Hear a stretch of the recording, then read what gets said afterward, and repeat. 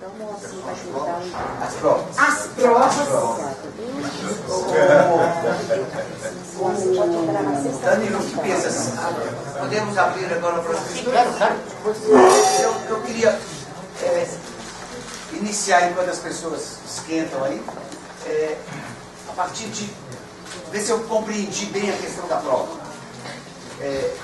Tomando um caso empírico concreto, não é? Quer dizer, por exemplo, a gente pesquisando jovens e parcelas da juventude que já se sentem excluídas da escola, aquele espaço institucional tem pouquíssimo sentido para eles próprios. Nesse sentido, a escola, para esses jovens, deixa de ser uma prova em termos subjetivos, porque eles já colocaram, em função da própria trajetória, eles já não atribuem peso significativo àquele espaço. Deixa de ser uma prova, por mais que, objetivamente, eu sei que ela é uma dimensão importante. Ou seja, esse jogo entre o subjetivo, a vivência subjetiva da experiência e o lugar objetivo daquele espaço institucional. Como é que lida com isso? Você quer responder? Pode fazer. Faz mais de O que um. você prefere? Mais de um? Igual, tú prefieres por cuestión de tiempo hoy día, ¿no? Pero yo tengo tiempo, hoy tengo tiempo. Não. Isso também é uma preocupação minha, mas o Jorge formulou bem já. Duas questões. Num campo de análise mais estruturalista, a estrutura é algo dado. Eu queria te perguntar como é que você fala sempre, né, a experiência individual na relação com a estrutura, mas por conhecer seu trabalho, sabemos que você não está numa postura de cosificação da estrutura, de tratar a estrutura como algo dado, ou seja, você coloca o tempo toda a dimensão da história, né? Mas, por outro lado, como é que, no contexto da investigação, se constrói a estrutura adequada para explicar aquelas provas, né? E não tratar novamente a estrutura como algo previamente dado, né? Nesse mesmo sentido, compreende? Sí, muy bien, muy bien. Nesse mesmo sentido, você usa alternadamente posição e classe social. Você está atribuindo posição, no mesmo sentido da classe social, ou você faz distinções em relação a isso? Son muy buenas dos preguntas. La primera pregunta de Juárez es interesante porque depende de lo que el material empírico te arroja. Yo he hecho investigaciones empíricas sobre adolescentes en América Latina. En el caso francés, había muchos alumnos de investigación con UB y luego de las políticas públicas. Había muchos alumnos de origen popular o clase media, para los cuales la escuela no tiene ningún significado. Pero en la experiencia adolescente, la escuela es una parte significativa del tiempo. Entonces, en la manera como van a designificar la escuela, van a darle mucha importancia. Donde van a construirse contra la escuela, o buscando escaparse, salir o abandonar la escuela, son maneras de enfrentar esas pruebas. Estructuralmente hablando, para que se aprendan estructuras, los adolescentes están obligados a ser escolarizados y algo se pasa en ese proceso. Ahora, puede ser una bonita resultado de trabajo de campo mostrar cómo en ese proceso existen adolescentes que estando fuera de la escuela ya están fuera de ellas. El trabajo con Dubé, que estando dentro de la escuela ya están fuera de ellas. Es decir, son, como en la frase de Goffman, muertos vivientes. No están más en la escuela. Vienen a la escuela, pero la cabeza está en otro lado. Y el abandono es simplemente la traducción fáctica de este lento proceso de abandono. Entonces, todo depende de lo que el material empírico va dando y cómo se va construyendo. La prueba escolar es una prueba obligatoria que tiene resultados significativos en trayectorias personales que los adolescentes van a vivir de múltiples maneras. Pueden aparecerse que mi trabajo es estrictamente sobre adolescentes, aparecen varias pruebas dentro de la escuela. Hay una prueba de sociabilidad amical, hay una prueba intergénero, hay una prueba con los profesores, hay una escuela de articulación barrio-colegio, hay una prueba de articulación colegio-trabajo. Entonces la prueba escolar, que es una profesión muy macro, unitaria, si mi tema son los adolescentes, puede discriminarse una pluralidad de temas. Y aparecen alumnos que tienen buenos resultados académicos y dificultades de sociabilidad. Aparecen alumnos que se construyen subjetivamente oponiéndose a la escuela. Existen alumnos que se construyen subjetivamente escapándose de la escuela. Entonces todo esto se convierte en el material desde el cual se trata de construir la manera como los adolescentes hoy en día se relacionan o no con la escuela. El trabajo que hizo, uno trabajo que hizo hace poco, Anne Barrère, sobre la educación o Bisonier, su hipótesis es decir que cuando uno mira la escuela, hoy en día en Francia una vez más, la escuela instruye, transmite conocimientos en matemáticas y en francés, la escuela socializa a las normas colectivas, la escuela como institución ha perdido capacidad educativa.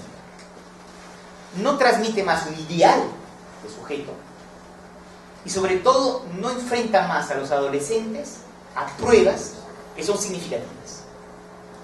Y la hipótesis de Anne Barrère es decir que los individuos, los adolescentes, se están educando fuera de la escuela. Es decir, es en las experiencias laborales, en las experiencias barriales, en las actividades electivas del deporte o de la danza o de la informática, fuera de la escuela, donde aparece el trabajo educativo. Es decir, el elemento de construcción del carácter ha salido de la escuela. Y que la verdadera crisis de la escuela francesa no está ni en la instrucción ni en la socialización.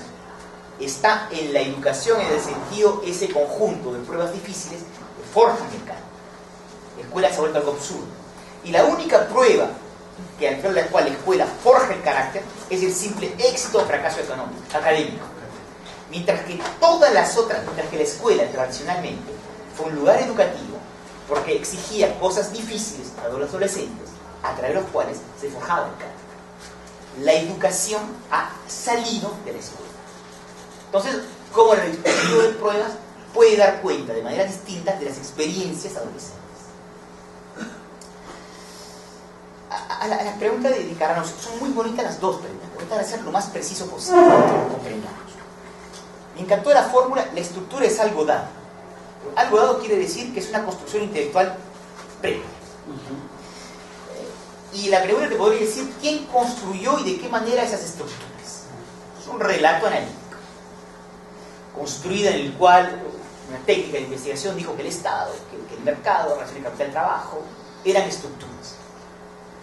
Yo acepto eso. En términos simples, estructura quiere decir un condicionamiento activo de la acción personal. Definición casi básica se puede decir de estructura. Cuando tú dices las estructuras son cosificadas, tú me estás diciendo en el fondo que la cosificación que te parece legítima, la más pertinente de las estructuras, es la que se hace desde cierta representación histórica de la idea de sociedad. Yo te puedo decir que la cosificación que me parece la más importante de las estructuras se fabrica desde lo que los individuos resienten como siendo los condicionamientos más activos de sus vidas. Y en los dos casos, estructura remite a lo mismo, condicionamientos fuertes. En el primer lado, yo lo construyo a partir de una idea histórica de la sociedad, y de otro lado, yo la construyo a partir de lo que dicen los actores. Y tú descubres que los individuos te pueden hablar de condicionamientos muy duros en sus vidas que no corresponden a la representación histórica de la sociedad. Y entonces, ¿qué es la estructura? Condicionamientos fuertes, activos de las experiencias individuales.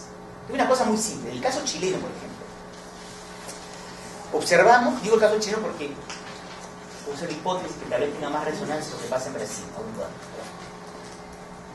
Las variables que llamamos tempovitales fueron decisivas. Por supuesto que hay políticas de conciliación, de tiempos de vida, hay muchos lados en América Latina, pero en Chile fue algo absolutamente decisivo. Y yo no conozco ninguna descripción de la sociedad donde tal vez la estructura de la coercición del tiempo sería visible. Ahora, en la experiencia de la gente, te hablan todo el tiempo de eso. Y ese condicionamiento estructural altamente significativo reenvía a los transportes, a los tiempos de trabajo, a la articulación trabajo-vida familiar, al tiempo de las iniciativas, pero también por supuesto al tiempo para sí mismos. Y aparece que a causa de una serie de transformaciones sociales, que se pueden describir de manera en la sociedad, los individuos están testimoniando de una enorme dificultad común en la sociedad chilena, llamémosle prueba o desafío, por el cual la gestión del tiempo se está convirtiendo en una gran experiencia difícil de todos ellos. ¿Por qué? Porque en esa experiencia, expresada de esa manera, aparece el capitalismo. En Chile, la semana de trabajo son 45 horas. Y Chile, según los años, es el primer, el segundo o el tercer país con más horas trabajadas al año del mundo. Bestialidad. El capitalismo está detrás. Lo estás describiendo de otra manera. Aparece una sociedad que el modelo neoliberal obliga. La principal legitimidad de los tiempos es la familia, pero que constantemente hay que sacrificar a causa del trabajo. En donde jornadas tan largas de trabajo, en donde la legitimidad del tiempo está a la familia, en donde yo tengo que juntar el transporte, me obligan a hacer sacrificios temporales. Y la principal variable de ajuste temporal es la participación política, religiosa, asociativa. Y queda la frustración del tiempo que me falta a sí mismo. Esto es profundamente estructural, pero en la visión del actor aparecen estructuras, capital, familia, etc., que son mezcladas y combinadas de manera diferente. La cartografía que tú construyes es estructural, condicionamientos fuertes de experiencias, descritos a escala de actores individuales. Con esta gran cuestión, que en muchas sociedades existen políticas institucionales para permitir mejor agenciar los tiempos, y que en Chile hay muy pocas políticas institucionales. No hay guarderías. Para las mujeres de origen popular es una tragedia. ¿Dónde dejan los hijos? Para las mujeres de clase media, la empleada doméstica es la principal variable de ajuste que les permite a ellas tener actividad y pagar sobre las mujeres. Y aparece una serie de fenómenos en la sociedad chilena que, desde el punto de vista individual, son estructurales porque son percibidos, vividos, expresados de esa manera. Entonces, yo entiendo bien la pregunta y la respuesta yo sé que puede ser insatisfactoria. Lo estructural siempre es una manera de describir los grandes condicionamientos de un conjunto social. Y tú puedes partir de una representación de sociedad o una representación que construyes más inductiva. Y la cartografía no es la misma, porque la manera como compones tu visión estructural no es así. Estruturalismo contingente. Exactamente, exactamente. Bonita forma. Posición y clase. Esto es difícil, porque en la sociología marxista, es diferente ya en la sociología weberiana, la clase significaba una posición en el proceso productivo, una comunidad o estilo de vida, una forma de acción colectiva y de alguna manera un principio de explotación. Cuando uno trabaja desde las pruebas, en todo caso de la manera como yo trato de movilizar la noción, lo importante es menos partir desde el determinante de clase que describir las cartografías detrás. Y las pruebas son comunes y después se declinan en función de diferentes condiciones sociales. Después definiré precisamente posición y clase, pero te doy un ejemplo de cómo lo construimos en Chile. En Chile es evidente la división de clase, la división social entre clase media y sector popular, que no quiere decir nada, pero todo el mundo sabe que quiere decir muchas cosas. Pero nos pareció cuando hacíamos hablar a sectores de clase media alta, sectores populares, o medios, que había una prueba posicional común, que llamamos la prueba de inconsistencia posicional, que nos pareció algo muy importante e interesante. Todos los actores sociales en Chile, tal vez la élite, tienen un sentimiento de inquietud posicional muy grande. Es decir, nadie está del todo seguro de la posición en la cual está. O mejor dicho, nadie está seguro de la solidez de la posición que ocupa. Todo el mundo en Chile sabe en qué posición se encuentra o se autopercibe en la jerarquía social. Pero todo el mundo tiene el sentimiento que su posición social es inconsistente y que mañana todo se puede derrumbar. Y eso va de clase media alta a sectores populares. En Chile seguramente más que en Brasil, aún cuando. Porque esta inconsistencia posicional se explica por un sinnúmero de fenómenos económicos. Bancarrota, cierre de unas firmas, aparición de la globalización, entrada de productos chinos, desempleos, reducción de funcionarios. Tantas cosas, despidos, tantos elementos económicos que pueden desestructurar una posición social. Pero también hay un recuerdo de la dictadura, muy fuerte en las clases medias altas, en donde lo político puede transformar en profundidad la vida personal. No necesariamente de la violencia, pero a través de mudanzas políticas que hacen que te despidan o que tu situación se reforme. Pero también aparecen dimensiones barriales, muy fuertes sectores medios, bajos o populares, donde el barrio cambia, donde yo compré la casa pensando que era un refugio y en realidad el barrio cambió porque eran inmigrantes o la droga y por lo tanto se derrumbó el valor inmobiliario. Y yo me encuentro pagando un piso o una casa que no tiene más ningún valor. Y por lo tanto mi posición de clase se transforma. Y por supuesto aparecen los accidentes innumerables de la vida. Todo va bien hasta que el carro siga funcionando, hasta que no haya un accidente automovilístico, hasta que no haya una operación, hasta que no haya un pariente enfermo. Y entonces todas las categorías sociales en Chile viven este sentimiento de profunda inconsistencia posicional. Por supuesto, se declina diferentemente, pero la prueba es común. ¿Y qué hace una sociedad, yo diría, profundamente ansiógena? Porque nadie está seguro de la solidez de su posición. Y todos los actores sociales tienen constantemente que estar apuntalando la propia posición social. Pero vamos a decir, esto siendo de todos lados. No. En las sociedades de bienestar que construyeron las sociedades europeas, en este caso el estudio en Francia, las personas están sólidamente, o estuvieron sólidamente instalados en una posición. Y lo importante, entre paréntesis, era subir la posición social. Porque cuando tú entrabas en la máquina, tu posición era sólida. Mientras que en América Latina, cualquiera que sea, dejo de lado la élite por favor, tu posición social existe una profunda inquietud posicional. Entonces la prueba es común, las definiciones son diversas, muy diversas, pero la prueba es común. Y eso nos pareció que era un rasgo de la estratificación social muy interesante de América Latina. ¿Por qué clase o posición? Es un juego de palabras. Habiendo tenido una formación mucho tiempo en el marxismo, para mí la clase quiere decir este conjunto articulado de 4 dimensiones. Me parece que salvo ciertos grupos sociales es difícil defenderlo hoy en día. Así, ¿verdad? Para decirlo en términos simples, la única clase social que yo observo existe tanto en clase y en el mundo moderno es la clase de los dirigentes. Conciencia fuerte de intereses, acciones conjuntas, comunidad de vida, etc. Y estamos en un mundo donde la clase dirigente es una clase, en el sentido clásico del marxismo, y el resto de actores sociales encuentran en situaciones mucho más difíciles para construir su propia identidad de clase. Y por eso, entre paréntesis, las clases dominantes están ganando el conflicto, porque tienen una asombrosa capacidad federativa, mientras los otros individuos la tienen mucho menor. De allí utilizar posición, en donde yo trato muchas veces de distinguir grandes posiciones estructurales en la articulación entre el mercado y las políticas públicas, y después tratar de singularizar situaciones en nichos sociales. Yo sé que intelectualmente no es satisfactorio, pero es una de las maneras posibles de singularizar los análisis cuando trato de hacer análisis territoriales muy finos. Sí hay posiciones estructurales distintas que se explican por la posición en el mercado, por la posición en los sistemas públicos, en el cruce de los dos. Pero dentro de esos cruces aparecen tal multiplicidad de lugares posibles que la metodología tiene que singularizar la descripción de las posiciones. En todo caso, lo que nos pareció en América Latina, termina la respuesta, es que esto de la inconsistencia posicional es bastante interesante, porque permite comprender por qué la movilidad social en América Latina, a pesar que ha sido muy importante, estadísticamente medida en las últimas 2 décadas, no ha suscitado las mismas reflexiones que en Europa o en Estados Unidos. Porque esa movilidad social siempre está activada por una fuerte inconsistencia posicional, que es tal vez lo más importante de las revoluciones en América Latina. Es el sentimiento que se hace juegos de trapecio sin malla de seguridad.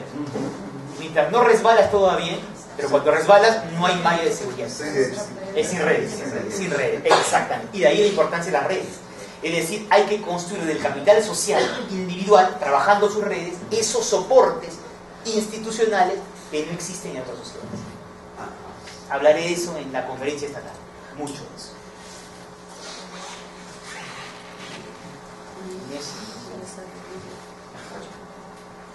Eu gostaria que você fizesse o seguinte: existe uma relação entre provas e suporte? Se iniciar, como é que se configura essa relação? Uma outra questão que eu gostaria, não sei se dá tempo até de chegar nessa dimensão, você trata na gramática das dimensões do indivíduo, mas lá em Cambio de Hugo, você trata do suporte como uma sociologia, por uma sociologia do suporte. Por que isso ocorre? E vem como, se você pudesse falar um pouco sobre uma afirmação sua na gramática, quando você trata do suporte, você diz assim, que todos os indivíduos têm suporte, porém nem todos os suportes permitem o êxito da individuação. La frase es muy bonita.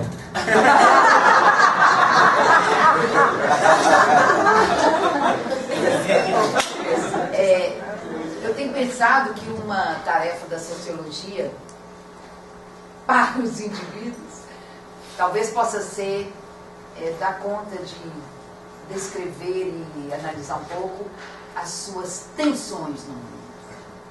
E vez ou outra você passa por aí, eu queria que você pudesse trabalhar isso para nós um pouco.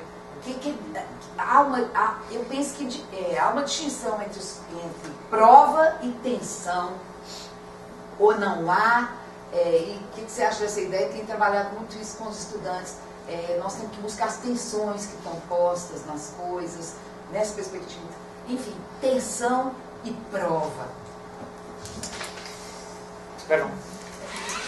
Uma pergunta, eu acho mais geral, né? Porque o processo é indutivo, né? Mas previamente tem uma construção, pelo menos uma grande conhecimento e explicação de como está a sociedade, mas não é uma comprovação da teoria prévia, é uma construção. E ao final, o ponto de chegada é uma construção estrutural, uma explicação estrutural. Então eu queria a preocupação em quanto é o que está previamente, quanto está construído já previamente, para não ser uma simples comprovação do que já estava previamente conhecido da sociedade. Trato de responder las tres porque si no, no voy a alcanzar. Prueba y soportes en la sociología, qué sé yo. En la gramática, voy a utilizar además pregunta para ubicar esas cosas. Gramáticas del individuo es un libro casi de conversación personal. Cuando uno empieza a hacer un trabajo en un momento dado, uno tiene necesidad, yo siento la necesidad de estructurar y poder permitir una presentación bajo forma de discusiones de ciertas grandes nociones que la sociología había movilizado para dar cuenta de dimensión de los individuos. Y cada una de las gramáticas, las 5, pueden haber otras de paréntesis, del individuo, pueden dar lugar a una sociología del individuo. Yo puedo hacer una sociología de los roles, o sociología de los individuos. El interaccionismo simbólico ha hecho eso mucho. Yo puedo hacer una sociología de los individuos de la identidad. Muchos estudios de géneros o de generación han hecho eso en los últimos tiempos. ¿Y por qué le doy más importancia? O no necesariamente, a mí me gusta mucho la subjetividad, a nadie le interesó. Cada uno tiene su historia. ¿Por qué los soportes es lo que tuvo tal vez más eco? Porque los soportes abren, cosas que trabajé después, a una sociología existencial. Una sociología que intenta dar cuentas de temáticas propiamente existenciales con herramientas propias de la sociología. El individuo no es, contrariamente a la ficción del contrato social, entes constituidos que fabrican la sociedad. El individuo es una manera de hacer sociedad. El individuo es lo más frágil que existe. No hay individuos sin un asombroso número de soportes diversos, institucionales y no institucionalizados. Porque en la vida de cada uno de nosotros, nuestra vida solo es posible apoyándola a través de soportes y sostenes diversos. A veces son ayudas, a veces son el trabajo, a veces son relaciones, a veces son construcciones simbólicas a través, por ejemplo, la fe, donde los actores se apoyan en sus creencias para, exteriorizándolas, poderse sostener. Y estos soportes te abren a una sociología muy particular, porque es una cartografía muy íntima de lo que te permite sostenerte como individuo. Puede ser tu pareja, por supuesto, puede ser un animal doméstico, puede ser muchas cosas personales, Y esto va desde grandes elementos socioeconómicos hasta un terreno extremadamente íntimo. Y sin soportes no hay individuos, salvo que no todos los soportes tienen la misma legitimidad. Y lo esencial de la sociología política de los soportes está en la legitimidad. El trabajo es un asombroso soporte legítimo en las sociedades, donde los adictivos, los workaholics, la gente que sobretrabaja, son considerados como modelos posibles o legítimos en la sociedad. En realidad ese individuo no se sostiene desde el interior, ficción política, se sostiene desde un soporte exterior, que es legítimo, por lo tanto invisible, por lo tanto aceptado. Por el contrario, alguien que se apoya en un soporte patologizado, las drogas, o un soporte, una obsesión personal, está inmediatamente designado como alguien que se apoya en soportes legítimos y por lo tanto perversos. Eso te hace una sociología política, puesto que mientras más invisible es tu soporte, menos sensible eres tú a todo aquello que en tu propia idea de autonomía o de soberanía debes a los otros. En gramáticas, creo que es en gramática, el ejemplo que dio sobre los grandes, entre comillas, hombres del mundo, donde hay una fabulosa literatura, incluso de testimonios de ellos mismos, hasta qué punto pierden todo control de la vida personal. Los llevan, los traen. Hay un ejército de secretarios, hay agendas organizadas, están sobremantenidos por la actividad. Por lo tanto, han perdido todo control de sus propias vidas personales. Y son esos individuos incapaces de sostenerse a sí mismos que representan el ideal de poder más absoluto en la sociedad. A tal punto que hoy en día, cuando altos dirigentes políticos o económicos abandonan un gran grupo económico, un cargo político importante, existe un acompañamiento institucional para desacelerarlos en sus vidas. Porque pasan de una jornada donde están sobreprotegidos, sobrecontrolados, sobreacompañados, a un abandono existencial. Y el expresidente Clinton rechazó ese acompañamiento institucional y lo pagó con una severa crisis depresiva. Los soportes es eso que te permite mantenerte en la existencia y que en términos técnicos permite existir como individuo. Es desde ese punto de vista la infraestructura de base de un individuo que te permite en tu vida sostener el peso de la existencia. Una traducción sociológica al antiguo problema de la existencia. El existe, estar fuera, arrojado. Y es un terreno ambiguo de claroscuros, donde yo intuyo lo que son mis soportes, pero prefiero no saberlo del todo. Yo no estoy ni en la plena conciencia ni en el inconsciente freudiano. Yo sé mejor no saberlo del todo. Y de allí que la frase sociológica más simple de la pareja es nos soportamos, nos soportamos. La frase es tan simple. Nos soportamos en el sentido de la desilusión amorosa y nos soportamos en el sentido de la autenticidad de dos personas que se sostienen mutuamente, porque la pareja se ha convertido en un asombroso soporte de todos nosotros en la vida. Entonces por ahí la frase y de allí la explicación de los soportes como una posible sociología en Dios. A la respuesta a la pregunta de Inés, sí es muy bonito. Las tensiones es una sensibilidad profundamente weberiana, y en algo similar. Weber está fascinado por las tensiones. Y todo lo que le interesa es mostrar que los individuos están desgarrados por tensiones. Que sí me traduce a veces en términos de tragedia. Y lo que hace las sociologías del individuo en todas sus vertientes, en todo caso en la cual yo trato de escribirme, es tratar de describir la naturaleza societal de las tensiones de las cuales estamos confrontados. Y cuando tú tratas de describir esas tensiones a través de las pruebas, tratas de hacer lo que presenté hace un momento, una descripción de las pruebas como tensiones entre diferentes principios, que cada uno, sin brújula, tiene que resolver. Y la sociedad nos confronta cada vez más a tensiones múltiples. ¿Qué haces? ¿La prueba escolar o la prueba familiar? ¿La prueba laboral o la prueba de las relaciones sociales? ¿Cómo estructuras tus vidas? Y las vidas de todos nosotros son pruebas, tensiones, a la vez dentro de cada prueba, y de tensiones suscitadas entre pruebas diferentes. Pero es una sensibilidad sociológica más que clásica, que define una visión un poco trágica, agónica del mundo, donde los individuos se enfrentan verdaderamente a cosas que no están articuladas y que cada cual tiene que darle una traducción a esa tensión. Lo puedes describir como una pluralidad de disposiciones. Lo puedes describir como una tensión entre identidades. Lo puedes describir como una tensión entre principios de la experiencia. Lo puedes describir como tensiones entre distintas pruebas. Pero en este punto particular, la sensibilidad es la misma.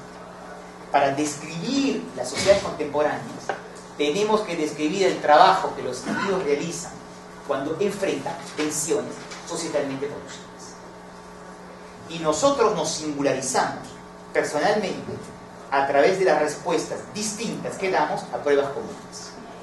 Porque nadie resuelve las tensiones de las pruebas de la misma manera. Por ahí la sensibilidad es profundamente clásica en ese sentido. La pregunta bonita sobre qué es previo y qué es inductivo es una pregunta difícil. Porque por supuesto que, como Althusser decía, nunca hay, o Bachelard antes de Althusser, nunca hay un acceso virgen al terreno. Entre la realidad y nosotros existe una fabulosa construcción simbólica, un asombroso proceso de construcción y de formación, una disciplina. Entonces siempre tienes ideas previas preconstituidas. Y más vale, porque yo, alguien que no tenga ninguna idea preconstituida, no sé qué puede ver, no sé qué puede entender. En el fondo había mucho más conocimientos previos en Francia que en Chile. Era un país relativamente alejado para mí, etc. Entonces, en Chile fue mucho más inductivo en el sentido que había pocos conocimientos previos y que las lecturas se hicieron conjuntamente con el trabajo. ¿Qué es previo?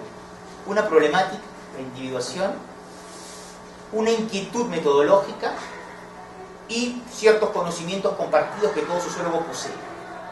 A partir de allí, todo es inductivo. No teníamos la menor idea. Claro, antes de hablar de actores individuales, el trabajo, la familia, el barrio, la vida social, son temas evidentes a tratar. Teníamos temáticas, pero no teníamos la menor idea de la composición de las pruebas. No teníamos la menor idea de las formas en que el libro iba a ser construido. Y no sabíamos qué íbamos a encontrar. Cuando hice el trabajo en Francia, tenía más lecturas previas. Entonces pensé que las pruebas iban a ser necesariamente de carácter institucional. Y aparecer un conjunto de pruebas, porque si no era imposible dar cuenta del material, que eran de índole, les llamé de lazos sociales y mucha interinteligencia. Es decir, un conjunto de pruebas estructurales que aparecían en la experiencia y que eran irreductibles a dimensiones institucionales. El trabajo de campo te hace descubrir cosas. Y es una sociología en donde el peso del inductivo es muy fuerte. Pero podría decir exactamente lo mismo del trabajo que hicimos con Marister Svampa sobre el peronismo, menemismo en Argentina en el año 90, y lo que hicimos con Dubé sobre la escuela en Francia y otros trabajos. O sea, siempre le das al material empírico posibilidad de sorprenderte, le das al material empírico la última respuesta. Yo no tengo ninguna hipótesis a probar desde el comienzo. Tengo una inquietud abierta. ¿Cómo en la Universidad de Chile se fabrican hoy en día los individuos? ¿Cómo en la Universidad Francesa se fabrican hoy los individuos? Y cualquiera que sea la respuesta del campo me da, yo estoy contento. Porque no tengo ningún interés ideológico que me diga una cosa o la otra. Tengo una pregunta y dejo que el material responda. En un trabajo de composición intelectual, sujeto, como todo trabajo de composición intelectual, a un debate con colegas. Eso es una pregunta muy importante, ¿eh? Nunca se llega virgen al terreno, al campo. Lo importante es darle al campo posibilidades para sorprenderte, para resistir a tus preconcepciones y para responder a la pregunta que tú te estás formulando.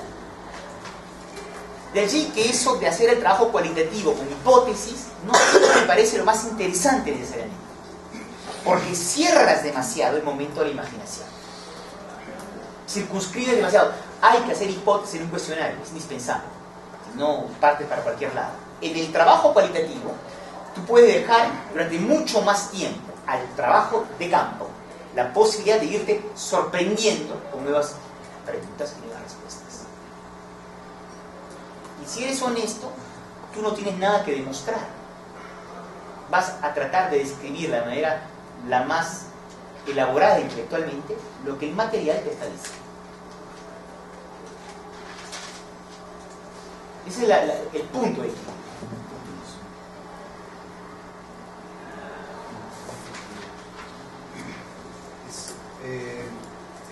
¿es solo entrevista? ¿O pueden ser otras? No, la metodología es nivel. Yo estoy convencido que se pueden hacer lindos trabajos de individuación con estudios etnográficos, con estadísticas, movilizando la sociología visual. La metodología es un problema, la metodología es un camino para llegar hacia donde tú quieres llegar, y hay muchos caminos. Todos conducen a Roma, pero puedes transitar por ejemplo. Pero hay cosas bonitas. Mira, te cuento una anécdota que va a divertir.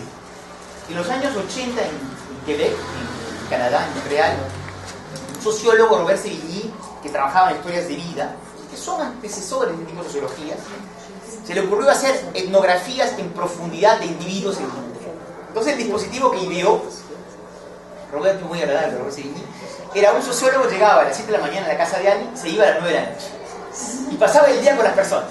Iba a hacer las compras, iba al trabajo, o sea, vivía con ellos. Sociología intensiva. ¿Y qué sucedió? Lo que tenía que pasar. Muchos de los sociólogos tuvieron affair, adúltero, con las personas que seguían. Era obvio. Entonces existen varios caminos, algunos te llevan a Babilonia y no a Roma. Pero existen muchos caminos metodológicos. Y no hay ninguna exclusividad metodológica entre una sensibilidad y una temática.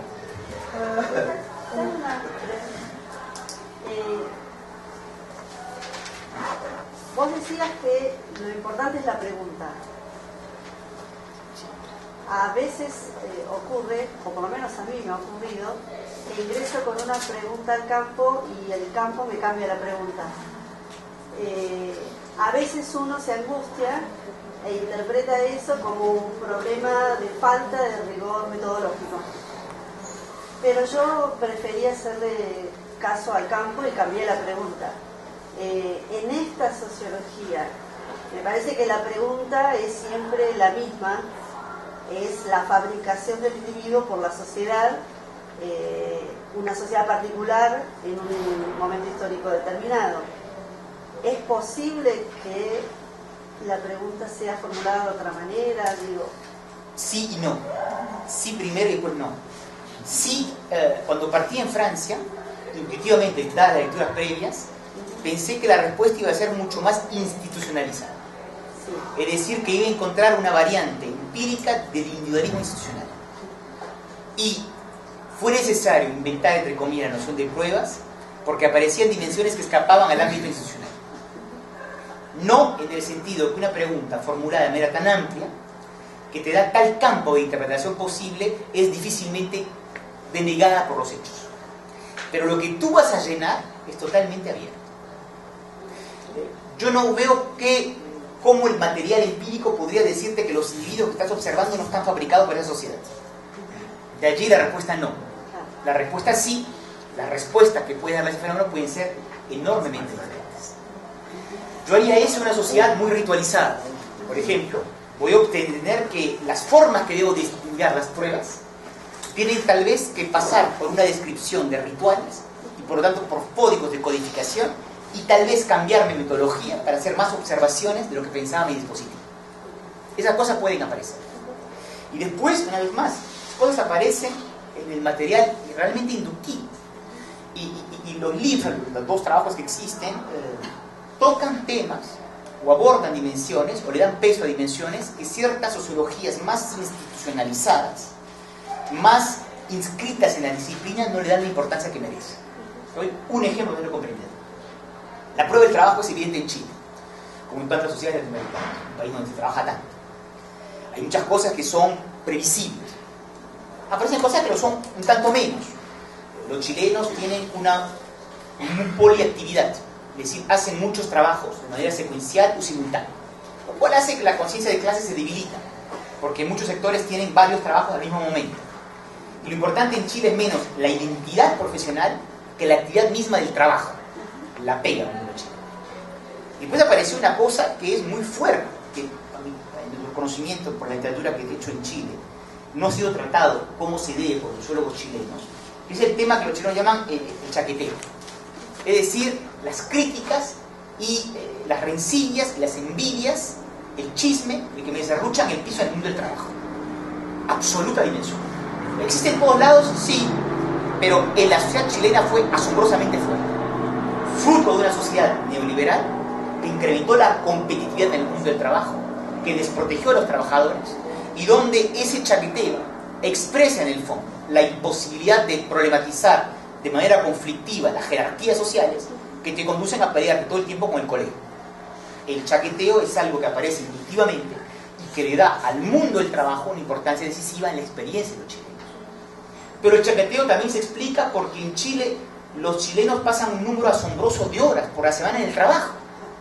Porque la lógica de la presencia es algo instituido en Chile, donde en el fondo el control pasa porque estén allí. No importa si no hacen nada, pero están allí. Y por lo tanto eso genera que la sociabilidad se hace en el trabajo con todos los chismes, rencillas que eso produce. Entonces el material te va necesariamente sorprendido. Y eso quiere decir que la pregunta no cambia, pero el material constantemente te orienta hacia nuevas dimensiones. ¿Puedo? Sí, sí. Pero cuando tú trabajas en una institución como la escuela, digo, los límites, ¿hay límites para una sociología del individuo cuando los relatos que se construyen en el rasgo de campo están circunscritos y influidos obviamente por... Todo depende de cómo construyes. El interés de la individuación, entre otras muchas cosas, es que te permite darle el peso relativo específico a las diferentes dimensiones. Retomo el caso del trabajo, después te respondo por la escuela. El tema del trabajo, en mi atención en Chile, aparece desde la condición histórica en el neoliberalismo, en el tema de la democratización, la autoridad en el mundo del trabajo, aparece en el problema de la inconsistencia posicional, aparece en el problema de la gestión de los tiempos, aparece en el problema del mérito y aparece en el mundo de la experiencia laboral. Atraviesa todo eso. Y entonces no está circunscrito por ningún muro, porque es desde el tema de la individuación que tú vas cada vez observando cómo temática de las pruebas retrabaja, resignifica la dimensión del trabajo. Regreso a la escuela. Yo interrogo, lo he hecho en parte con Dubé, aunque la perspectiva no era exactamente esta, que es un trabajo de otros colegas que lo han hecho después. Yo interrogo adolescentes, escuela secundaria. Les voy a hablar de muchas dimensiones de sus vidas. La familia, la escuela propiamente dicho, los amigos, actividades extracurriculares, etcétera, etcétera. El barrio, etcétera, etcétera. Se va a aparecer una experiencia adolescente, a partir de las cuales vas a comenzar a construir inductivamente el perfil de las pruebas. Y lo que te puede aparecer empíricamente en el momento de la composición puede no necesariamente reflejar dimensiones institucionales. Cuando Anne Barrère analiza el problema de la prueba en su dimensión educativa, termina explorándola fuera de la escuela, porque en los relatos que hacen los actores, los adolescentes, es eso que le pareció que era lo más significativo, que expresaban la formación del carácter en esas actividades y no en el mundo de la escuela. Así que tú partes de un objeto y la individuación te permite salir justamente del perímetro institucional, descubrir dimensiones más importantes. Hace unos años en Francia, un bonito trabajo mostró que los jóvenes de origen popular, en la adolescencia, comienzo de la juventud en Francia, decían que era mucho más formador para ellos trabajar en McDonald's, pequeños empleos, mal pagados, realmente maltratados, con horarios difíciles, que la escuela. Porque la escuela era absurdo, insignificante y no tenía ningún valor, no aprendían nada. En cambio, en el mundo del trabajo, aprendían la verdadera experiencia de la vida real. Cuando tú tomas las experiencias individuales, inevitablemente las fronteras institucionales se desdibujan y las tienes que rediseñar. De allí que, insisto, la individuación es una manera de describir una sociedad a través de los condicionamientos fuertes de la experiencia de los actores. Y muchas veces la cartografía que tú construyes te hace reventar la aparente cartografía de la institución. Y la ventaja de esto, con respecto a otras visiones, es que tú puedes comprender el peso relativo de cada prueba. No es cierto que todo el mundo le dé a la prueba escolar, del trabajo, otra cosa de la decisiva. Los actores le dan pesos distintos a las pruebas en su composición personal. Pero eso sí habla de una sociología para los individuos, hecho con los individuos, que es distinto a lo que les traté de contar por el momento. Una pregunta metodológica también podría ser, ya que Darmian, podríamos asumir que hay un soporte fuerte metodológico para la sociología del individuo, para los individuos, en la investigación narrativa, en donde todo lo que podamos obtener del campo pueda ser asumido o deba ser asumido como un relato, como relatos, múltiples relatos. Si es así, luego de obtener esos relatos, hay una especie de retroalimentación, un feedback, o pasar directamente a una interpretación desde la lógica de la misma pregunta. Y si también es así, ¿qué hacer con lo no dicho? Con lo que no aparece en el relato directo de los sujetos, pero que de alguna forma hace presencia estructural. Habían dos preguntas. Queria que você falasse um pouco qual cartografia que tem na escola se a educação não está nela mais. No comprendí bien. No. Você fala que a educação saiu da escola. Sí, Você, sí. que cartografia que passa até a escola quando a educação sai dela? Existe uma saída para a escola meritocrática? Una cuestión. Después, primero que después. No, primero ella y después tú. Momento. Una cuestión así que siempre me preocupa en la investigación, me tortura un poco, tiene que ver con cómo capturar el tema de las variaciones interindividuales, sobre todo también la cuestión de las equivalencias a los rangos de experiencia. Porque un problema no es nada más tipológico, sino el tipo de experiencia, sino las condiciones de esa experiencia y los sentidos de la experiencia. Y a veces tengo cierto temor, está bien que trabajo en investigación con grupos con cierta singularidad, en esa pluralidad de modos de experiencia, y en esa pluralidad la equivalencia de esas experiencias a la interpretación sociológica. Eso me resulta siempre problemático. Professor, nos últimos anos a gente está tendo aqui vários cursos, né, que tratam do senhor com bibliografia, né? E acaba que a gente tem hoje vários trabalhos que estão tratando vários temas, principalmente da gramática do indivíduo, né, que é mais conhecido da gente aqui, né? E acontece que nós, a grande maioria de nós, não somos sociólogos. E você tem, assim, eu pelo menos tenho esse problema de, assim,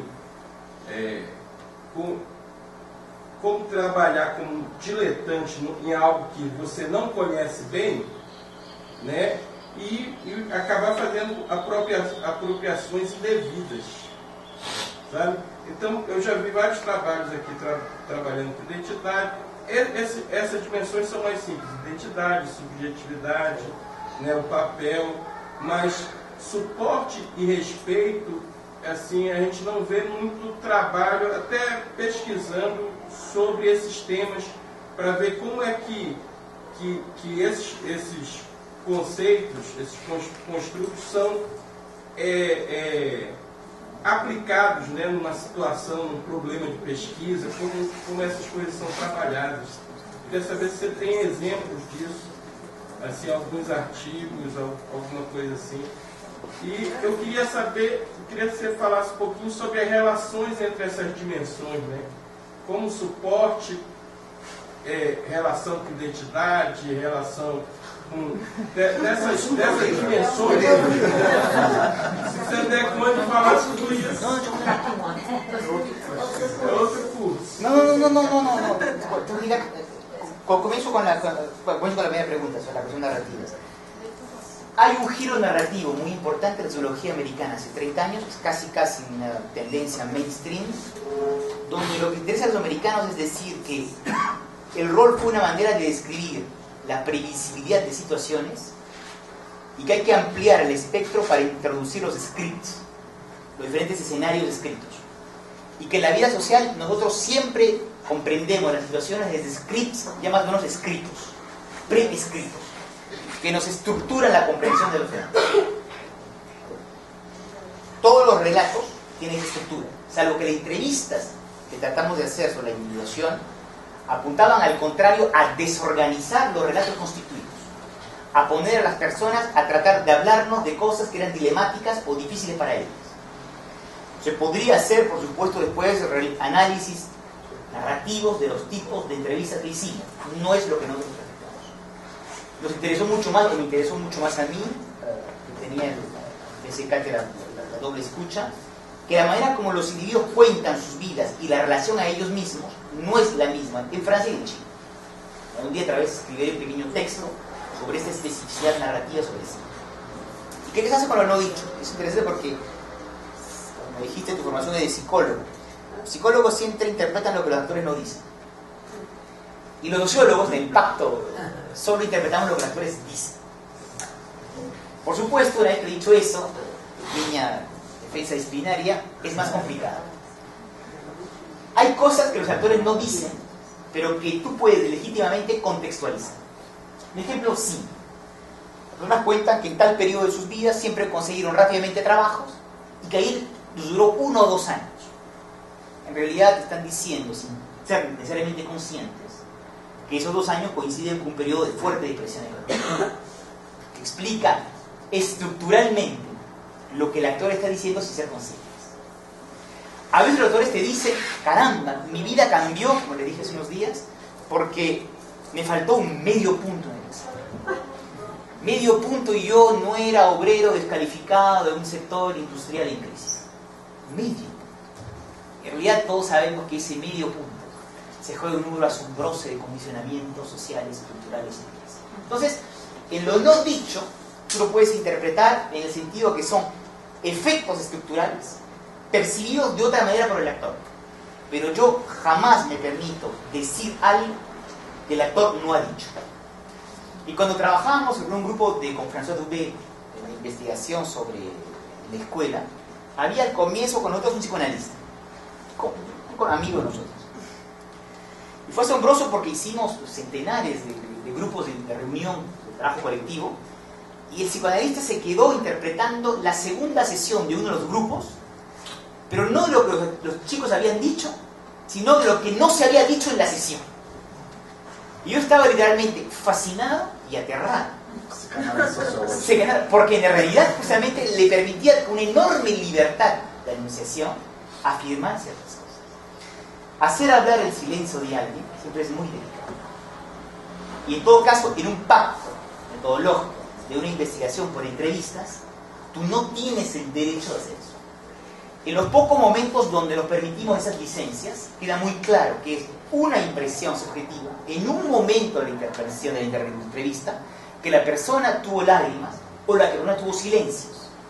Y tú lo contextualizas, pero el pacto interpretativo uno interpreta lo que la gente dice. Y trata de comprender el rol de las estructuras desde el trabajo de los autores. ¿Qué es la escuela sin educación? Es la pregunta que no soy yo, presento los trabajos de Anne Barrère, presente. La voy a decir de esta manera un poco política. Hay una visión de los conservadores que dicen que hay una crisis de la educación, en el sentido que nuestras generaciones, como diría Hannah Arendt, no transmiten más el acervo de conocimientos comunes que permiten la subsistencia de las nuevas generaciones. Y tiene una visión un poco optimista, en el cual todo va más o menos bien y las nuevas generaciones son siempre fabulosas. La pregunta que hace Anne Barrère es decirse qué sucede exactamente con la educación. Las educaciones tienen paradójicamente razón porque tocan un tema sencillo. En la escuela masificada contemporánea es la dimensión propiamente educativa que ha sido prácticamente puesta minoritaria o que ha sido casi abandonada. Cuando un profesor en el 1900 dictaba una clase, no solamente transmitía unos conocimientos, al dictar la clase, de manera como lo hacía, transmitía un conjunto de códigos educativos. El ejercicio, la fuerza, la abnegación, los horarios, la disciplina, todo eso formaba parte de lo que la educación hacía y que el ejercicio escolar tenía o suponía que realizar. La selección escolar no era el problema. Estamos en un mundo malthusiano, donde el privilegio de clase no se jugaba en la escuela. Y entonces el ejercicio escolar está pensado desde el inicio para ejercitar al alumno en pruebas difíciles que van a forjar su carácter. Y lo que digo de la escuela de 1900 es aún más válido para la escuela aristocrática, donde habrían experiencias deportivas o militares que forjaban el carácter. Lo que ha aparecido en la escuela de masas es que esta preocupación propiamente educativa desaparece. Los docentes, dicen, somos instructores y no trabajadores sociales. No estamos aquí para hacer esto y lo otro. Y por lo tanto la dimensión propiamente educativa de la escuela cada vez se reduce más a digresiones lábiles que hacen los docentes, que evocan ciertos temas. Entonces, la pregunta es, si la educación no se hace más en términos de pruebas que forjan el carácter de la escuela, ¿dónde se realiza? En el conjunto de la vida de los adolescentes. En lo que viven en sus familias, en las separaciones de los padres, en las actividades selectivas, en el deporte, en las ambiciones culturales diversas, en el mundo de los pequeños trabajos. La educación, en el sentido de experiencias difíciles que forjan el carácter, se está haciendo cada vez más en la hipótesis de embarrar fuera de la escuela y no dentro de la escuela. ¿Qué se podría hacer? Repensar los ejercicios escolares para sacarlos de la sola obsesión de la selección social y pagarles otra vez un contenido educativo. Cosas simples. Una vez me pasó a escuchar a un premio Nobel que decía: hay que enseñar menos cosas en las ciencias, pero hacerle a los alumnos que practiquen ejercicios más difíciles. Poco pero difícil. Va a ser mucho más formativo que mucho sin dificultad. Repensar los ejercicios de una visión educativa.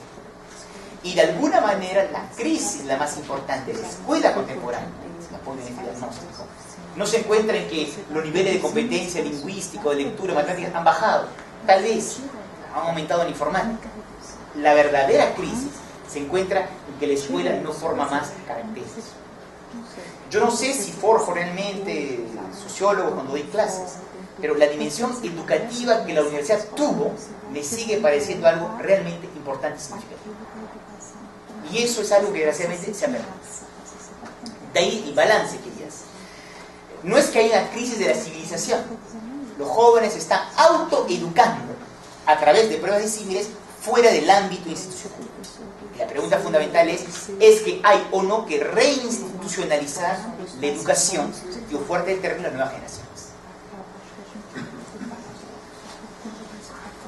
La pregunta sobre las equivalencias.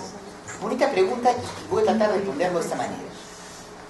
Existe una sociología que parte desde las identidades de los actores. Género, edad, dimensión étnica, clase social. Y es esa identidad plural que es la llave de entrada de la interpretación sociológica. Eso, como les dije en segunda feria, es un invento del romance del siglo XIX, que nos volvió a todos algo evidente después de 2 siglos, que la posición de clase, que la identidad de género puede ser la llave para comprender lo que hace alguien. Hasta ese momento, esa gramática era inexistente. Shakespeare son pruebas de pasiones contra el destino. Lo que esta sociología por las pruebas intenta hacer es tratar de describir las pruebas estructurales comunes a través de experiencias disímiles. Pero a mí no me interesa a este nivel de composición de saber si son equivalentes o no las experiencias. Utilizo la disimilitud de los relatos para construir estas pruebas estructurales. Y después sí, pero no he podido contarles. Llega el otro momento, que se llama la introspección, cuando trato de ver cómo esa prueba común se traduce, se declina, se enfrenta desde unas innumerables disimilitudes interindividuales. Eso viene después. Entonces yo soy muy sensible porque es inevitable la violencia interpretativa. Él lo es en la medida en lo que tú buscas, no es decir tal o cual cosa de tal individuo en particular, es construir algo que es común, porque regresa a lo que dije en segunda feria. Creo que el peligro más grande en las sociedades en términos de educación política es la asombrosa fragmentación que estamos viviendo. Nos está faltando lenguajes comunes. Y las pruebas, como las luchas sociales, de otro ángulo, tratan de ser una gramática que haga esto. Y eso supone necesariamente abolir ciertas diferencias para encontrar equivalencias, en un primer momento comunes, y después singularizar las trayectorias en función de las respuestas de cada cual. Y después la pregunta sobre los soportes, los respetos y por qué las gramáticas. Entonces, de esas maneras, cuando me han hecho varias veces la pregunta, Gramática es un libro que intenta presentar pedagógicamente ciertas tradiciones, como las sociologías, yo cuenta y dimensiones actores. El error habría sido utilizar esas 5 dimensiones, 6 o 4, y decir el individuo es una combinación de esas dimensiones. Yo sé más o menos lo que se podría haber dicho. Yo creo que en mi escaso interés. Ese libro tiene una función de discusión de categorías y de presentación pedagógica de categorías. Me parecía, por razones diversas, interesante a efectuar en ese momento. Pero las diferentes gramáticas, en su pluralidad, no son lógicas que se combinan, perspectivas de estudios. Y me pareció que era más interesante tratar de construir, reconstruir el proceso de fabricación del individuo de preguntas más firmes, diferentes. En la sociología de la individuación, que les presenté por las pruebas, las dimensiones trabajan. Yo puedo observar cómo los soportes explican ciertas cosas. Los roles de la familia aplastan o no los individuos. Aparecen subjetividades como sentimiento de aislamiento o de orden. Existen asombrosos problemas de respeto, traducidos en términos de reivindicaciones igualitarias y horizontales de democratización en Chile. Todas las gramáticas trabajan, pero trabajan desde una preocupación distinta, más general, que es el proceso de individuación de las pruebas. Y te respondo no de los soportes, no de los respetos. En la escuela hoy en día, tanto en América Latina como en todo caso en Francia, en el cual tengo más base empírica, el respeto es un tema mayor. Un número asombroso de problemas de gestión de aulas docentes giran en torno al respeto. De adultos que consideran que los adolescentes no lo respetan y de adolescentes que consideran que la institución y los docentes no lo respetan. Hablábamos hace unos días con ciertos colegas. Es que un docente tiene derecho a hacer un comentario físico a un adolescente. El color del cabello, su manera como está vestido o que no se lavó los dientes. Es que un docente tiene derecho de revisar los elementos personales de un alumno. Y el respeto no solamente es interactivo, el respeto es también de la institución. Y muchos adolescentes de origen popular consideran que tienen que hacerse respetar personalmente por una institución que no los respeta individualmente. Y el maltrato institucional de clase que sufren hace que quieran defender su integridad digna en términos relacionales. Y es porque no te respetan institucionalmente, con lo que eso quiere decir que tú te haces respetar en el cara a cara. Y eso suscita un sinnúmero de tensiones entre adolescentes y docentes. El respeto es una asombrosa categoría para comprender las tensiones en las aulas escolares. Pero el respeto también es una asombrosa noción para comprender tantos conflictos en el mundo laboral, pero también en las relaciones de género. Y lo que está detrás del respeto es la asombrosa exigencia a la vez de articulación de igualdad y de diferencia que todos poseemos. Ser tratados de manera igualitaria, ser tratados en nuestras diferencias. Y el respeto es la expresión ordinaria, de allí el tema del reconocimiento como gran filosofía moral de nuestra época. El respeto es el resultado de una sociedad que está profundamente democratizada y que hace anhelos de democratización nuevos en todas las dimensiones sociales.